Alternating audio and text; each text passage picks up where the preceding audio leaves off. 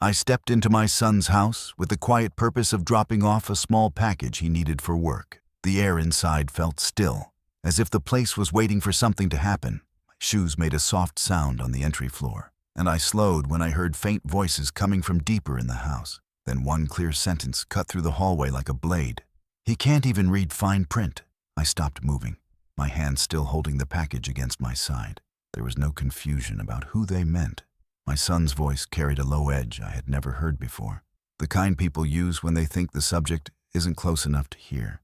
A warm flush spread through my chest, the kind that comes when you're reduced to something small, without warning. I stood still, listening to the next few words I could catch. His wife spoke with a sharper tone. "That's why it needs to be done now, before anything gets complicated." Her voice wasn't angry, just firm, too firm for a casual talk. Paper rustled behind her words, a thin shuffle that didn't match the sound of normal house clutter. It was the sort of sound people make when they are arranging documents with a goal in mind. That small sound made my grip tighten on the package. I leaned slightly toward the hallway wall, letting the corner hide me from their view. My breathing slowed without meaning to, the way it does when your instincts tell you to blend with the silence. I could see the glow of the living room light stretching across the floor, but their shapes stayed out of sight. They kept their voices low, which made every soft phrase sharper in my ears. Another murmur reached me, too quiet to form the full sentence, but just loud enough to reveal the edge of worry in my daughter-in-law's tone. Something in her voice hinted at movement, papers shifting, maybe being organized. I knew that sound well. For years, my late wife handled our paperwork, and she always sorted the pages with the same steady rhythm. Hearing it here, in this house, while they whispered about my eyesight, made something in my stomach twist. It wasn't fear, not yet. It was something colder, suspicion maybe, or the first hint of understanding that something had been moving behind my back. My son said something else, a softer line, but his words dissolved under the rustle of paper. I stepped closer by half an inch, hoping to catch more, but the house betrayed me with a creak under my foot. I froze, expecting them to stop talking, but their conversation didn't break. They must not have heard it. Still, my body stayed tense, ready to pull back if either of them approached the hallway. Another piece of conversation drifted toward me, this time from his wife. "As long as he signs without asking too much, it'll be fine." Her tone wasn't cruel, but it held a confidence that left no room for my understanding or consent. My jaw locked without meaning to. The idea that someone was discussing my decisions like tasks they had to check off sat heavy in my chest. My son gave a small laugh, clipped and uneasy. "He won't notice. He never does." The sentence wasn't loud. It didn't need to be. It landed in my ears with the full weight of a hand, pushing me back. The casual certainty in his voice cut deeper than anything I expected to hear in that house. It wasn't said with hate. It was said with assumption, an assumption that I was weak, unaware, and easy to handle. I held my breath while they continued to speak in low tones, but now most of their words were too faint to separate. The only clear sounds were the steady shuffle of papers and the occasional clink of a pen tapping the table. I didn't need more details. The tone alone told me enough to feel the shift under my feet. They weren't just talking about me. They were planning something around me. I backed away from the hallway, one slow step at a time, making sure the floor didn't give me away again.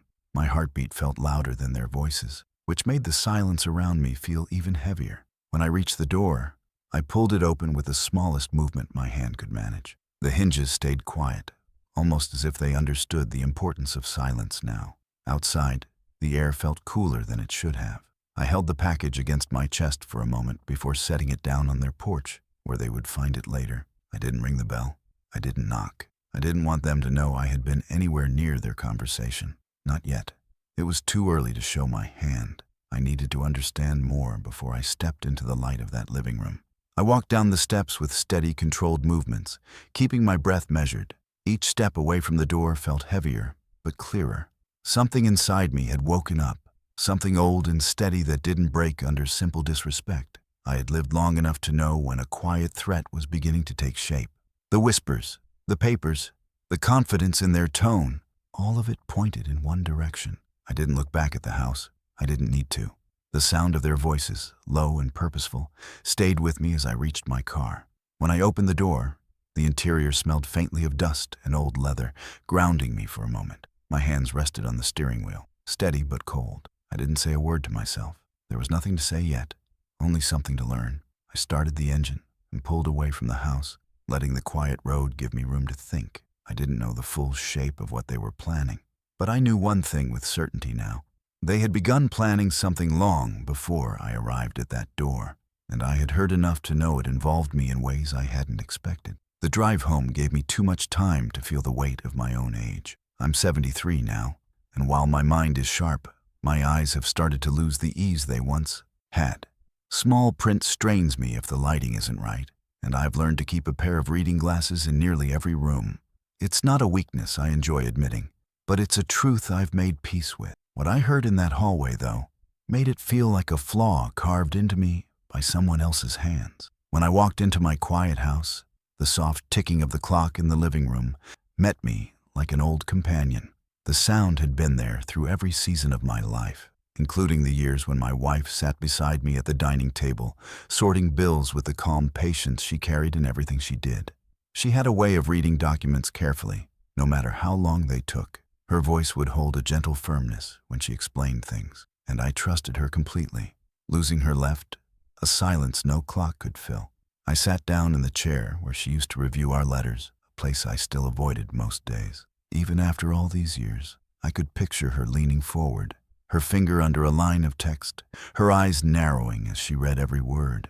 She handled our paperwork with a sense of care I never had to question. Remembering that steadiness stung today because I realized how different things had become. Back then, I felt sure of everything around me. Now I wasn't even sure what my own son was planning behind closed doors. The bond we once had didn't break quickly. It slipped inch by inch in ways that were easy to ignore at first. He used to call often, sometimes just to check in, sometimes to ask what I was planning for the weekend. After my wife passed, he came by more frequently. But once he married, that shifted. His visits became short, timed, almost as if he were fitting them between obligations that mattered more. I didn't hold it against him. Life moves forward, but I felt the distance growing long before I admitted it. His wife always carried a polite smile, the kind that felt measured instead of warm. She greeted me at the door with perfect manners, but never looked fully relaxed. There was a careful tone in her voice whenever she asked how I was doing, as if she were checked out of the conversation even while speaking. At first, I assumed it was her personality, straightforward, private, maybe even shy. But the longer I watched her, the more I noticed how her politeness came with calculation, like she was always choosing the safest words. It wasn't long before I saw a new pattern in her questions. They always circled back to my property, to how much maintenance the house required, to whether it was getting harder to keep up with bills, or whether I had looked into simplifying things for my own comfort. She'd slide those questions into casual conversation, the way someone slips a needle through fabric. Quick, practiced, and almost invisible, unless you're looking. Her tone stayed soft, but the timing always felt off, as if she were hinting at a direction she expected me to follow. Never answered much. I've always been private about my affairs, mostly because my wife taught me to keep our matters between ourselves. But the frequency of those questions made me pause. They came too often, and each one felt like a test she was quietly filing away in her mind. My son rarely interrupted her, and when he did, it was usually to redirect the conversation before it sounded too direct. That alone told me he understood the intention behind her words. There were small comments over the past year that I brushed aside at the time. Little things my son said, mostly in passing, about how I should take it easy, or how these things get confusing for older folks. None of it sounded threatening back then, only clumsy attempts to show concern. But hearing him claim I couldn't read fine print made those comments feel different, as if they were never about care. They were hints laid down slowly, preparing the ground for something larger. I rested my hands on the arms of the chair and let the quiet of the house settle around me. The memory of that whispered line replayed, clear and sharp. Not the words themselves, but the certainty in his voice, the ease with which he said it, the hidden confidence that I wouldn't hear it, wouldn't question it, wouldn't understand it even if I did. That certainty held more danger than the words. A slow unease crawled through me, the kind that doesn't come from fear, but from recognition. It felt like the moment before a curtain lifts and you see something you weren't meant to see. The hallway, the voices, The shuffle of papers. They weren't just mistakes made in a careless moment. They were pieces of something planned, something they believed they could move forward without resistance. I reached for my glasses on the table, sliding them into place with a small, familiar gesture. The house looked the same through them, aged, quiet, steady. But tonight, it felt different. I felt different. The wound from that one overheard line wasn't loud or dramatic. It settled deep, the way old injuries do, forming a bruise that didn't show on the skin but pulsed underneath. I leaned back and let the room settle around me. The dread forming inside wasn't sharp yet, but it was clear. Something was turning in my life, and whatever direction it moved in, it wasn't one I trusted. The next morning, my son called earlier than usual. His voice carried an easy tone, almost too light for the hour. He said he wanted to stop by and help with my monthly bills, something he had never shown interest in before. I listened without interrupting, letting the offer settle in the air between us. It didn't sound like kindness. It sounded like a step in a direction he had already chosen, and I agreed only because refusing would have told him I was paying attention.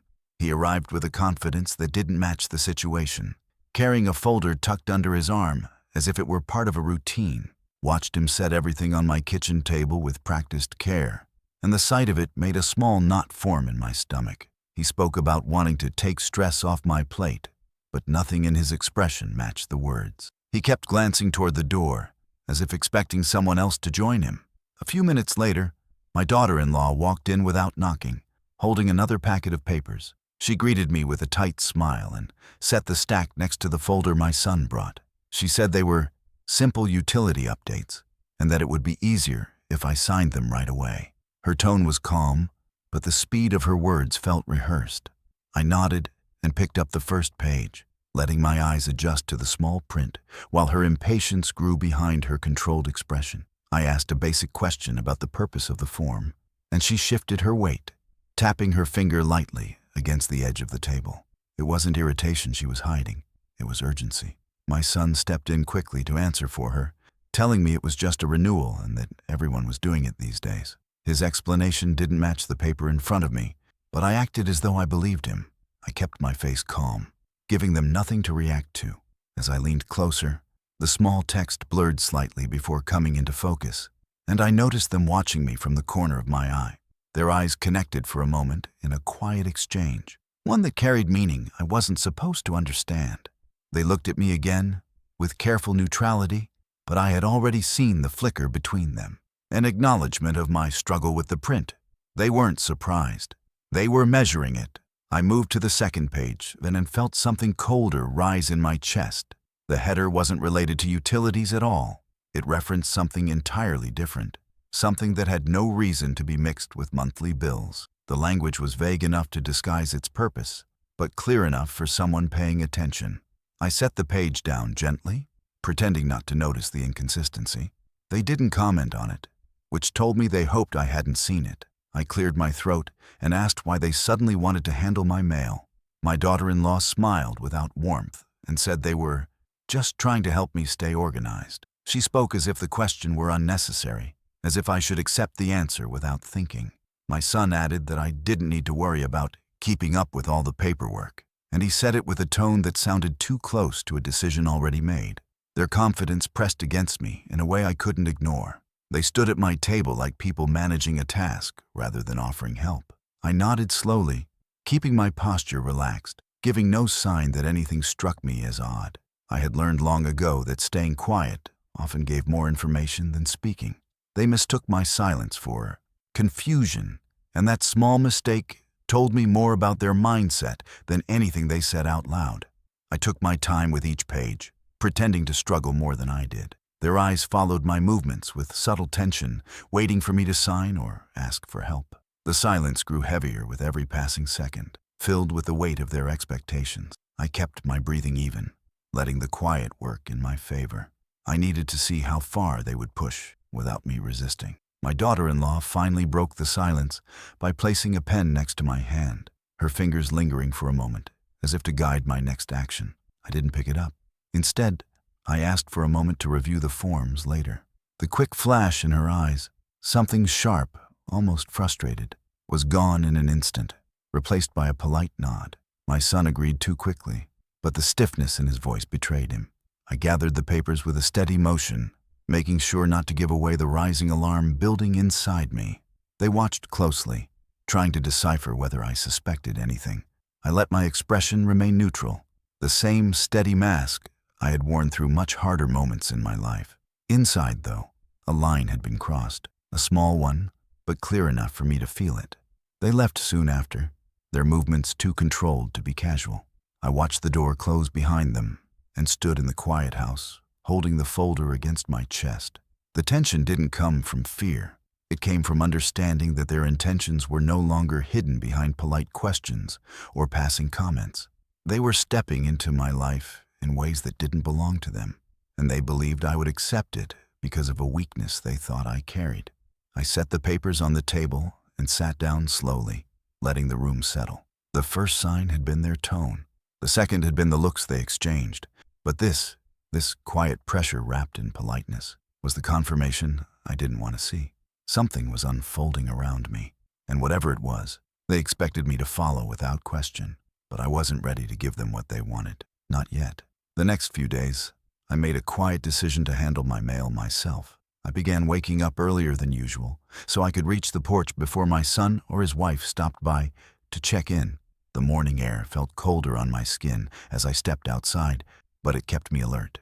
Each envelope I picked up felt like a small test of control, a reminder that the simplest habits could reveal the truth of someone's intentions if I paid close enough attention. I set the pile on my dining table and sorted through it slowly, taking care not to skip anything. The first few envelopes were harmless, ads, newsletters, the usual clutter. But then I found one with a faint tear across the seal, just enough to show it had been opened and resealed without care. My name was printed cleanly on the front, and the return address belonged to a bank I only used for one specific account. A cold ripple moved through me as I opened it. The letter inside was a notice confirming a recent request to review account details. It wasn't a transaction, but it was still information someone shouldn't have been touching without me present. I checked the next envelope and felt the same uneasy shift in my chest. Another financial notice, another light tear. The pattern was too precise to be an accident. Someone had been opening my mail before it reached my hands. I kept going until I found a thicker envelope with a tab sealed tightly along the back. When I pulled it open, a set of forms slid out, stamped with the bank's logo and filled with small, neat lines of text. My eyes caught the header first, change of beneficiary request. I sat back in the chair, letting the paper rest on my hands with a steady weight. The form was addressed to me, but I'd never asked for anything like it. Seeing those words printed so cleanly felt like a step deeper into something I hadn't yet named. I placed the form on the table and reached for the phone without hesitation. My fingers moved with a kind of steady purpose I didn't have to think about. When the automated voice finished speaking, I asked to speak with someone from the accounts department. A calm woman picked up, and I explained that I had received documents I never requested. My voice never wavered, but I could feel the tension settling under each word. She checked the logs and told me someone had indeed requested packets recently. Someone who provided my name and basic identifying details. The request hadn't been marked complete yet, but the inquiry alone told me more than I needed to hear. I thanked her for her help and ended the call. The quiet that followed felt heavy, settling into the corners of the room like dust that couldn't be brushed away. I knew I needed clarity before moving forward, not from paperwork, but from myself. So I called a local optometrist and asked for an appointment. It wasn't fear that pushed me toward the visit. It was the need to confirm exactly where I stood before anyone else attempted to define me.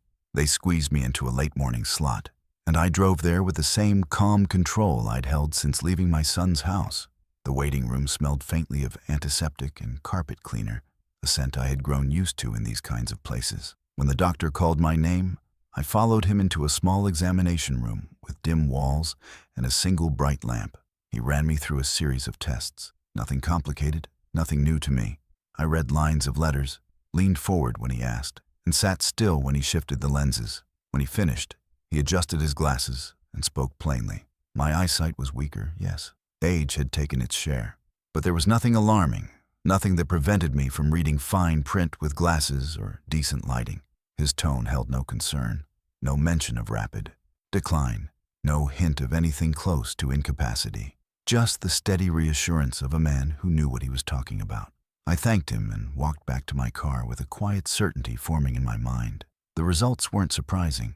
My eyes weren't perfect, but they were mine, and they worked. The problem wasn't my vision. The problem was the way others wanted to shape the story around it. Someone was trying to carve a weakness into me that didn't exist, or at least not in the way they were pretending it did. The bank forms, the torn envelopes, the sudden push to help with bills, none of it felt random anymore. Each piece slid into place with a grim kind of logic. The exaggeration of my eyesight wasn't an accident or a misunderstanding. It was part of a picture that was beginning to show itself, a picture I hadn't asked for, but could no longer ignore. When I reached home, I placed the documents in a drawer I rarely used, not hidden, but not visible either. I sat down in the same chair where my wife once explained our letters, and I let the room settle around me. The light from the window cast a thin line across the table, enough to show the dust, but not enough to soften it. Someone was trying to reshape my life, while counting on me not to see it. And now, I knew for certain, they were wrong. 2 days later, my daughter-in-law arrived without warning, holding a thick folder pressed tightly against her side. She stepped into the house with a bright, practiced smile that didn't touch her eyes. Before I could ask what brought her by, she set the folder on my table and said it needed to be signed before deadlines hit. The urgency in her voice was thinly controlled, as though she were trying to mask the push behind her words. I pulled out a chair and sat down, letting her stand above me with the folder angled toward my hands. She slid the first few pages forward and tapped the corner of the stack. "It's all routine," she said, her tone quick, clipped. "The sooner we get this done, the better."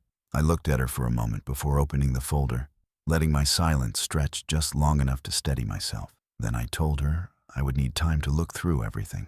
Her face tightened at the edges, barely noticeable but not hidden well enough. The smile she forced back into place looked like it hurt to hold. I lifted the first page and scanned it slowly, as if reading it took effort, though my eyes were sharp enough today. The text wasn't related to anything she claimed it was. It referenced property updates and estate confirmations, topics she hadn't mentioned. The next page held more lines written in the kind of legal language people avoid unless they're looking for something specific. I turned another page and felt a cold heaviness settle in my chest. This wasn't disorganization. It was deliberate. She stood a few feet away with her arms crossed, trying to look casual while her foot tapped lightly against the floor. I flipped the next page without reacting. There it was, another estate clause mixed into the routine forms she insisted were urgent. The third discovery in recent days, and the clearest one yet. Someone had slipped these papers into the stack with a purpose, and that purpose had nothing to do with utilities or convenience. I set the papers down, careful not to show how tightly I was gripping them from the inside. "I'll need to go through these later," I said, keeping my voice steady, giving her nothing she could use. She exhaled, sharp and impatient, but caught herself halfway through. "Well, just don't wait too long," she muttered. "We really need everything sorted. Timing matters." Her words carried a stressed edge she couldn't smooth over, but I nodded as if her tone didn't matter, and watched her leave with the same stiff smile she had worn on arrival. The house fell quiet again after she walked out the door. I waited a few minutes before reaching for the folder, giving myself space to breathe before opening it again. I moved each page with slow, measured care, examining every line without letting the weight of it rush me. The more I read, the clearer it became that their push wasn't just about handling paperwork. They were building a path, one piece at a time, towards something they had already discussed without me. Later that afternoon, as I stood near the window, I heard the faint vibration of my phone on the counter. My son's name appeared on the screen, but I let it ring. A moment later, the call went to voicemail, and right after that, another call connected, this time to someone else. I didn't move, letting the speaker carry his voice across the room in muffled fragments. He wasn't aware the phone had connected before he spoke. The first clear words reached me through the quiet house. "We need everything settled now." My chest tightened, not from shock but from confirmation.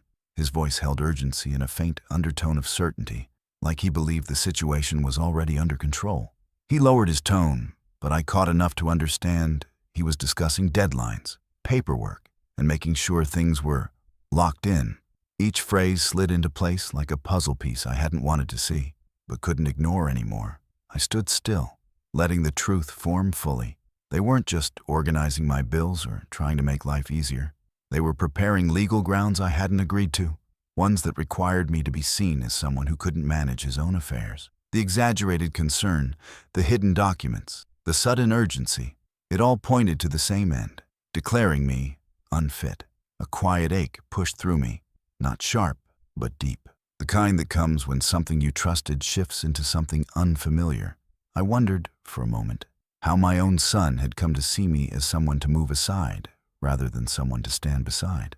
That thought, more than the papers or the whispers, cut with a kind of finality I wasn't prepared for. But I didn't let that ache linger.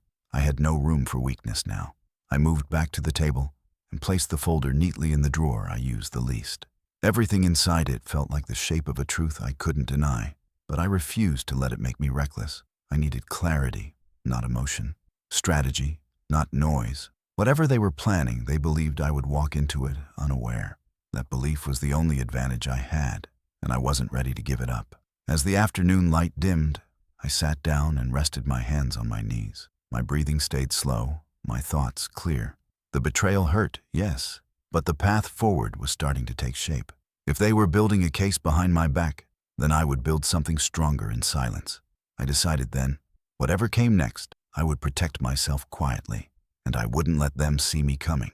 The next morning, I woke with a decision already formed. I gathered the folder from the drawer and placed it in a plain envelope, careful not to bend any pages. The house felt colder than usual as I locked the door behind me. The kind of cold that settles when you know the truth, but haven't yet said it out loud. I drove to a small law office on the edge of town, a place I trusted because it had no connection to my family, no threads that could be pulled by the wrong hands. My lawyer, a man I'd known for years, greeted me with the same steady professionalism he always carried. He didn't ask unnecessary questions. He simply led me into his office and closed the door behind us, giving the room a quiet weight that matched the reason I'd come. I handed him the envelope without speaking. He placed it on his desk and pulled the documents out with a measured, careful motion, scanning the first page with a frown that deepened slowly. He didn't rush. He read each line with the kind of attention that had always made me trust him. When he reached the third page, he looked up at me with a steady, sober expression. "These aren't routine forms," he said. "They're structured to shift power of attorney." The words landed with a calm finality that cut through whatever doubt I still carried. Hearing it from him wasn't a surprise, but it carried a clarity I needed. He leaned back slightly and held up one page between his fingers. "Some of these signature areas are pre-marked," he continued. "That means someone prepared them without your knowledge. That alone is illegal." His voice didn't change, but the seriousness in his tone sharpened the air in the room. He wasn't exaggerating. He wasn't guessing. He was confirming what I had suspected in the quiet of my home. He set the papers down in a neat stack, aligning the edges with practiced precision. "If these are filed," he said, "reversing them would be messy, long, expensive, and in some cases, nearly impossible once certain. Clauses are activated." He paused there, letting the weight of those words settle. "You need to understand that this wasn't a small mistake or a mix-up. This was intentional preparation." I nodded slowly, absorbing every detail without letting emotion fog the moment. The room felt still, like the air itself had stepped back to make space for the truth. He watched me for a moment before continuing. "Don't confront anyone yet," he said. "Not until you have proof beyond these documents. If they've already started moving things around, there may be more you haven't seen." His voice remained steady, but I could hear the underlying caution. He wasn't protecting my feelings. He was protecting my safety. He advised documenting everything: dates, visits, conversations, the torn mail, the envelopes that didn't belong. He told me to gather everything I had before taking any steps that couldn't be undone. His words were simple, grounded, and exactly what I needed to hear. I left his office with the envelope tucked under my arm, the weight of it heavier now that the truth had been spoken clearly. On the drive home, I replayed his warnings in my mind, each one sharpening my understanding of the path I was on. This wasn't about misunderstanding. It wasn't about concern. It was about control, legal, financial, and complete control over the life I still lived. When I reached home, I walked straight to the cabinet where my wife once kept our most important records. It had been years since I opened the bottom drawer, the one she always locked with a small brass key she kept hidden under a stack of fabric. I found the key exactly where she left it. The metal felt cool and familiar in my hand as I unlocked the drawer and pulled it open. Inside were neatly arranged envelopes, each marked in her handwriting. Property filings, tax records, old insurance documents, pieces of our life preserved with her careful diligence. But deeper in the drawer, wrapped in a thin cloth, was the one record I almost never touched. A sealed document we had prepared together long before her illness, notarized and signed with absolute clarity. It was something powerful, something legally binding in ways few people understood. I lifted it out with slow hands, feeling the gravity of it settle through me. This wasn't just paper, it was protection, her foresight wrapped in ink and official seals. Holding it now, I felt a shift inside me. Not fear, not anger, but a growing resolve that steadied my breathing and narrowed my focus. I placed the sealed document on the table beside the envelope from the lawyer and sat down. The room felt quiet, but not empty. The pieces were in front of me now, arranged in a way that revealed the shape of what had been happening around me. My son and his wife weren't acting out of care. They weren't trying to help. They were moving toward financial predation, slow, calculated, and wrapped in the illusion of support. The stakes had changed. The danger was real, and I finally understood the depth of what they intended. But now, I was prepared. I called my son the next morning and kept my voice steady, offering nothing of what I already knew. I told him I wanted to go over the paperwork calmly, the same phrase he and his wife had used on me. He agreed too quickly, his tone carrying a quiet eagerness he didn't bother to hide. Before he hung up, he said they'd be over within the hour. That urgency alone confirmed how close they believed they were to finishing whatever they had planned. When they arrived, they stepped inside with the same polished politeness they always brought when they wanted something. My daughter-in-law held another folder, this one thinner, but arranged with careful precision. My son carried himself with a confidence that didn't fit the moment, as if he already pictured the outcome. I guided them to the dining table, the place they seemed to favor when pushing documents toward me. On the surface, nothing in the room had changed, but the air felt heavier with the truth I hadn't spoken yet. Before sitting down, I walked to the sideboard and slipped the sealed document, my wife's quiet safeguard, behind a stack of old magazines where they would never think to look. It wasn't time to use it. Not yet. I needed to see how far they would take their version of the story before I stepped into mine. When I returned to the table, both of them were already seated, the folder placed neatly at the center like a centerpiece meant to set the tone. My daughter-in-law opened the folder with the practiced ease of someone rehearsing a presentation. She laid out the forms one by one, aligning the corners, smoothing edges that didn't need smoothing.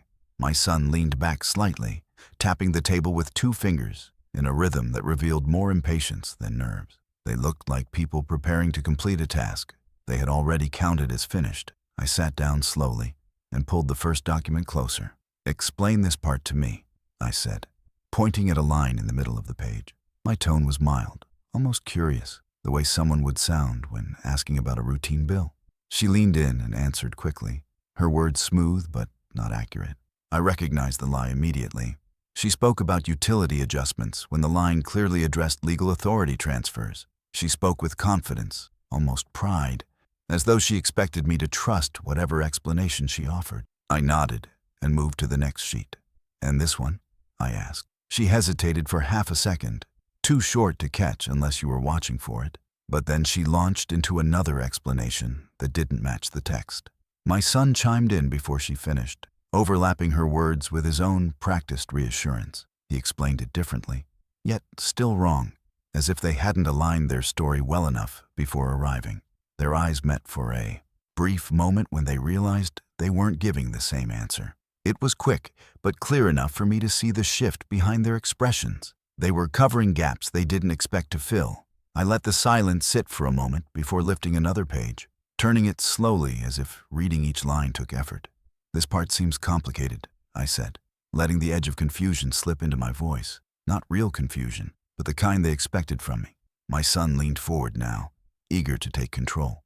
He began explaining with a confidence that bordered on careless, describing terms that weren't on the page, and mixing phrases that didn't belong together. Each lie came with the smooth tone of someone who believed he would never be challenged. Their certainty worked in my favor. They spoke quickly, too quickly, as if my acceptance depended on the speed of their words rather than their accuracy.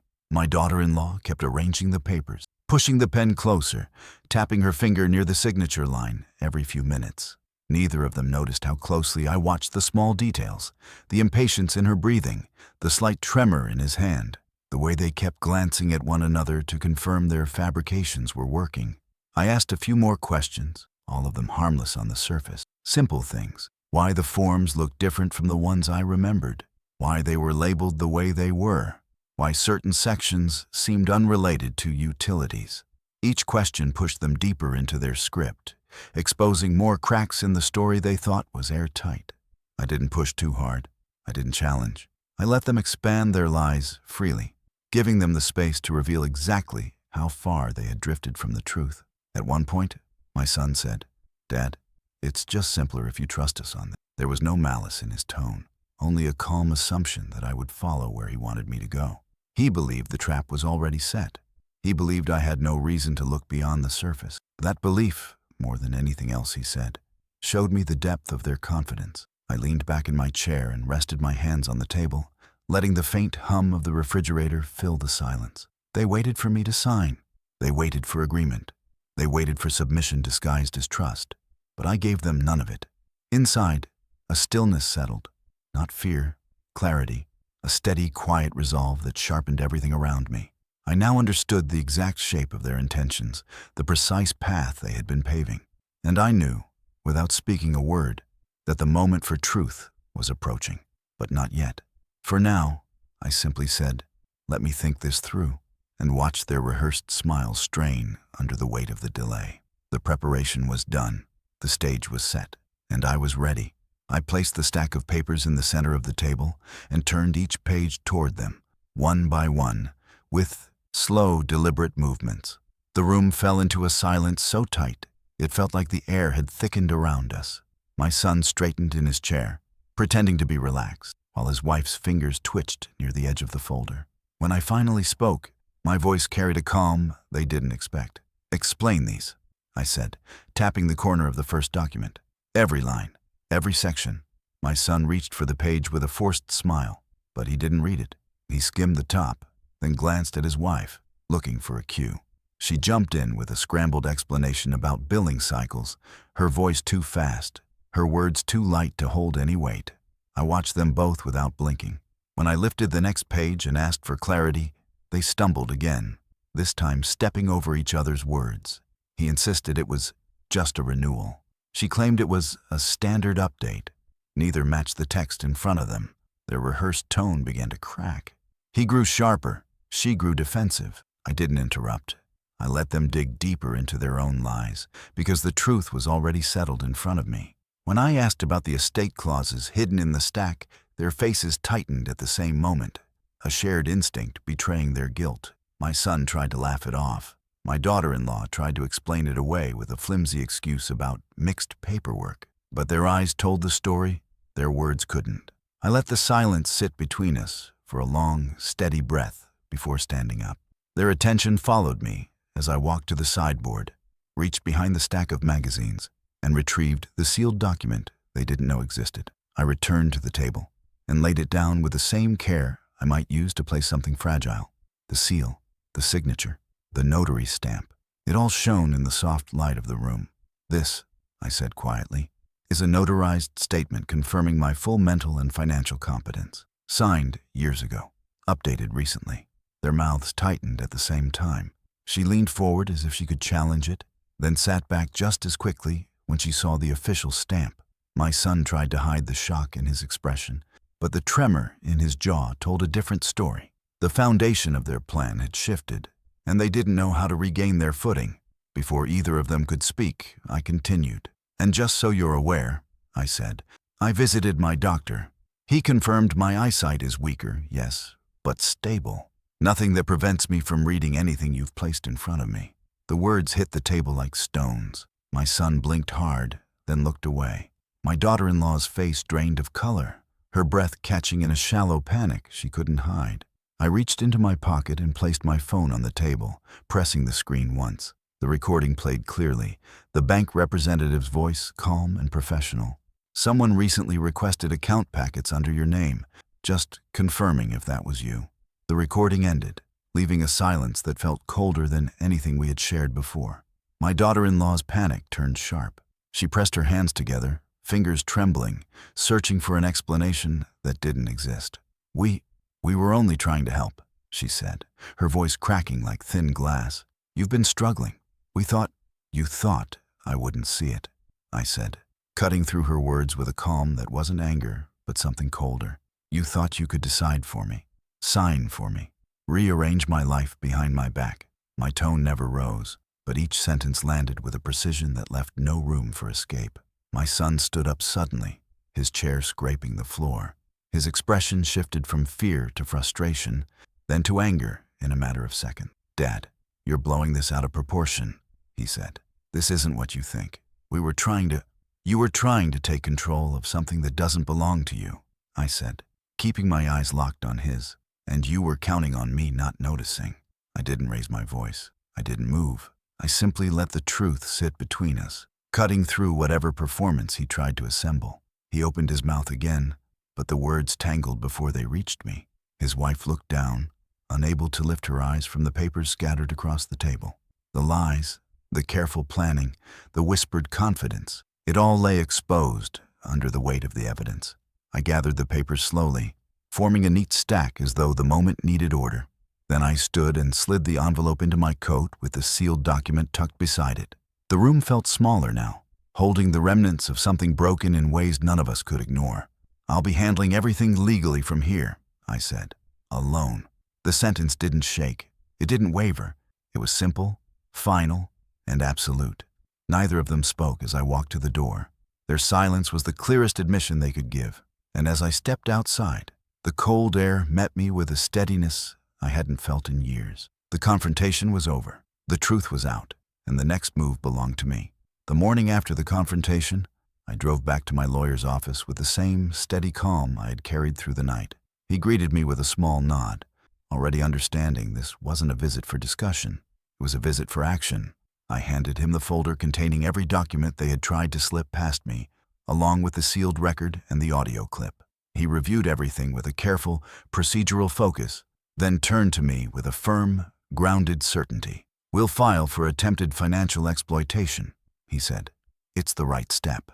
There was no drama in his tone, no shock, just professional clarity. He began drafting the complaint, documenting each instance with the precision of someone who had spent his life untangling problems built quietly over years. He included the torn mail, the unauthorized requests, the forged preparations.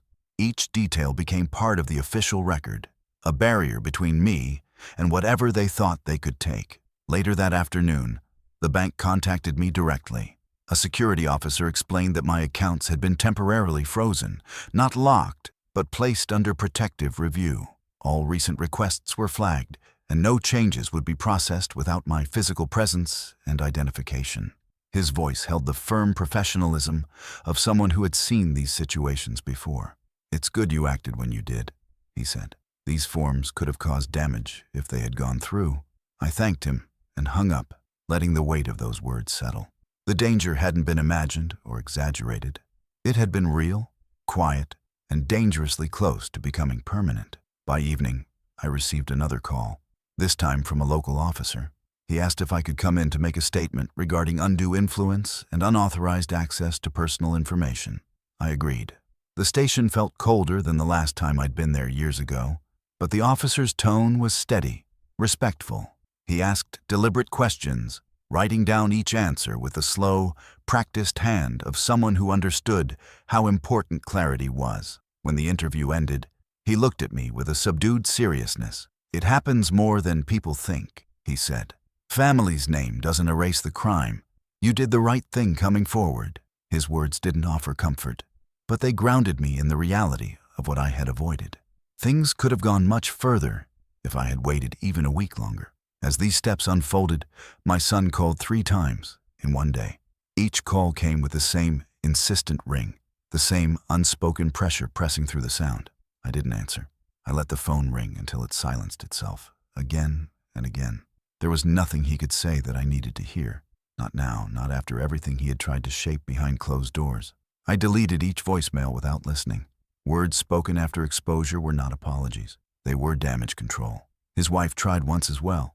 Her call lasted only a few seconds before she hung up. Maybe fear, maybe panic, maybe both. I didn't return it. The silence I kept was not revenge. It was protection. By the end of the week, my extended family began to reach out. Cousins, siblings of my late wife, even an old friend of my son's called to ask if the rumors were true. News had a way of traveling when people expected to benefit quietly and failed. I spoke only the necessary facts. Nothing more, nothing less. I didn't embellish, and I didn't defend myself. I simply told the truth when asked directly. Their reactions varied, some shocked, some furious on my behalf, but none of them tried to excuse what had been done. After the calls died down, I turned my attention to securing my life. I visited the bank in person, updating verification protocols, adding layers of identity checks so no one, not even my son, could act on my behalf. I walked through each account with a manager who understood the importance of caution. Together, we created protections I hadn't realized were even possible. When I returned home, I replaced the locks on every door. The sound of the drill against the wood felt strange at first, like stepping into a new life carved out of the old one. But when the final bolt slid into place, a quiet sense of safety settled in my chest. I updated my legal documents with my lawyer as well. Every clause, every designation, every line that required future protection. By the time the sun dipped behind the neighborhood rooftops, I sat down in the living room, the same room that had once held my wife's laughter and my son's childhood footsteps. The quiet hit differently now, not lonely, but heavy. The hurt was still there, sitting beneath the ribs like a bruise that had not yet faded. It wasn't loud or sharp. It was the kind of pain that belonged to a betrayal that should never have existed in the first place. But in that heaviness, there was relief too. I had acted in time. I had recognized the danger before it became irreversible. I hadn't let myself be pushed into silence or confusion. The truth had surfaced, even if it came with its own cost. I exhaled slowly and let the house settle around me. Justice wasn't dramatic. It didn't come with noise or shouting. It moved through paperwork, quiet signatures, flagged accounts, and steady statements. It arrived in the slow, procedural steps that protected me now more than any confrontation could have. And for the first time in weeks, I felt myself breathe without tension. In the days that followed, the house settled into a different kind of quiet, not the hollow quiet of loneliness or loss, but the steady silence of a place finally guarded again. I found myself sitting by the window in the early mornings, letting the light stretch across the floor while I thought about how everything had unfolded. Betrayal didn't appear all at once. It didn't arrive with shouting or threats. It grew in the small spaces, assumptions, rushed explanations, polite smiles used as doors to hide intentions. It took root in the silence people expected me to keep, the silence they thought age had forced on me. I realized something that felt sharper than anything else. It wasn't age that made me vulnerable. It was neglect. Neglect from the people who assumed I wouldn't see what they were doing, who counted on my trust to cover their steps. People look at older men and imagine decline, but decline isn't what weakens us. It's the way others treat us once they believe we've lost value. That quiet shift, that change in how they speak to you, is where the real danger begins. I didn't let myself dwell on anger. Anger is loud and messy, and it fills rooms without giving anything back. What I needed was clarity, the kind that stays with you when the noise fades. So I turned my attention to the lessons waiting inside the wreckage they tried to leave me with. The first was simple. A man must guard his life on paper as much as he guards it in memory. The second, if someone insists on helping without being asked, you must understand why. Help is a gift when offered with respect. It becomes a threat when paired with pressure. I thought about other elders I'd met over the years, neighbors, friends, men who had already lost more than they showed. I wished someone had told them what I now understood. So I made a mental list of what I would tell anyone who asked. Protect your documents. Keep your records where only you can reach them. Read everything twice. Question anything that arrives wrapped in urgency. And never hand over your trust because someone claims they know what's best for you. Trust earned over time is one thing. Trust assumed out of convenience is another. As the days went on, I rebuilt my routines the way a man patches a roof, carefully, piece by piece, without rushing. I cooked my own meals, cleaned my own house, handled my own bills. None of it felt like a burden. Each small task reminded me that independence isn't something you hold on to out of pride. It's something you protect out of necessity. I walked through my life with a steadier step, not because I felt stronger, but because the threat that once hung in the air had been named, addressed, and closed. Some afternoons, I found myself in the garden where my wife once planted her flowers. The soil still held roots she left behind. Traces of her that time had not erased. Standing there, I felt a calmness I hadn't felt since before the first whisper I overheard. The home we built together remained mine, not because a piece of paper said so, but because I stood up when others tried to rewrite that truth. Protecting what we had created wasn't just an act of self-defense. It was an act of respect for everything she poured her life into.